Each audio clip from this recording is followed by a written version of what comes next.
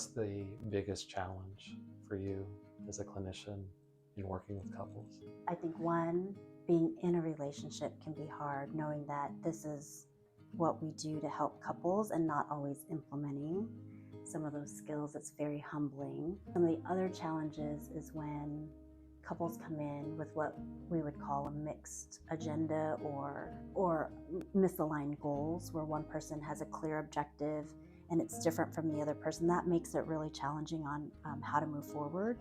And so slowing the process down to figure out, like, where is alignment? What would they both be able to do, rather than just go with one person's idea? I think too, sometimes people come and look for the answer, and like, I'm supposed to be the expert.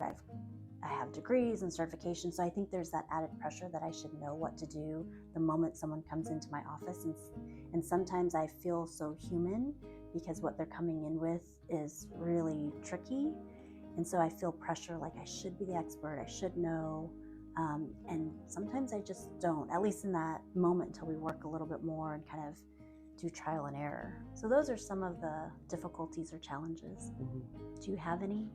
Yeah, I think when there's a little bit of a mixed agenda, goals aren't quite aligned, one person's leaning out, one person's leaning in, I think that can be a challenging dynamic, though I think the discernment counseling is a good roadmap for that.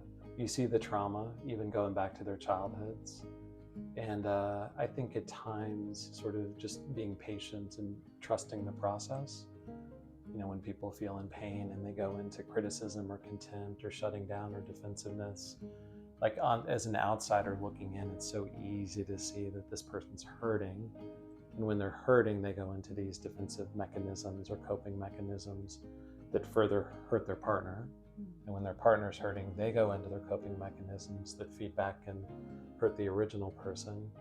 And so seeing that cycle and trying to get curious about it, trying to help couples to see it during that initial phase of therapy, I think it just takes patience, it takes a lot of compassion, a lot of understanding.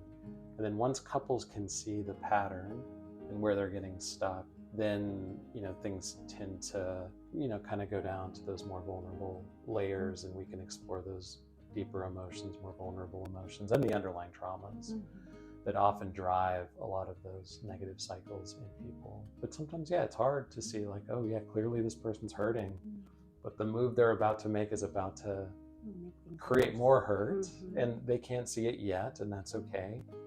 Like you mentioned, this is a humbling field to be in, because we can get into those same negative cycles and know better at some level, but they're so automatic, and a lot of them were adaptive in our childhoods, you know, those protective mechanisms that we all go towards. So just staying patient, trusting the process, and always, you know, trying to lead with a level of empathy and compassion. And as you mentioned, like, just wherever people are at, there's a reason they're there, and not trying to be impatient or push past that, but just to walk alongside them, I think is the goal. Yeah, and I would add to your empathy and compassion, curiosity goes a long way. And oftentimes I'll work with couples just to, even if they believe that they know something, I'll continue to invite and encourage, you know, well, let's just get a little bit more curious, because there's always some kind of motivator or reasoning for your partner to bring something up or for them to feel a certain way. And so oftentimes I work with them on just understanding assumptions can sometimes just kind of hijack that connection, and to take the opportunity to just ask to either confirm or get to even a deeper understanding. So. Yeah, it's amazing how our minds make up stories about our partners when there's disconnection, and they're not good stories. Yeah, they're the most catastrophic negative version yeah. of how things could be interpreted, and then they react based on that story that's very negative, and then, you know, that whole stuck cycles that people get in.